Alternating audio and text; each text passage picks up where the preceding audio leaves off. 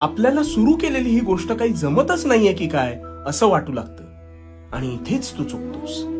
तुझ्या मस्तिष्कात दोन मन वावरत असतात. त्यातील एक मन तुला नवनवीन गोष्टी करायला प्रवृत्त करतं आणि दुसरं तुला कायम आराम करायला शिकवतं. म्हणजेच तू आठवून बघ, कधी कधी तू एखादी गोष्ट चांगली करायची ठरवतोस पण त्याला मुहूर्तच मिळत नाही.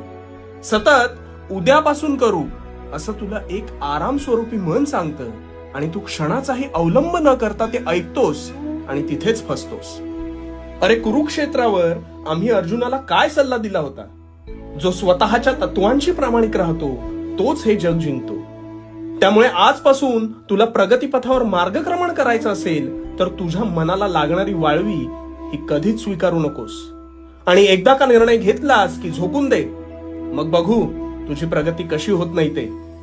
आणि भिवू नकोस.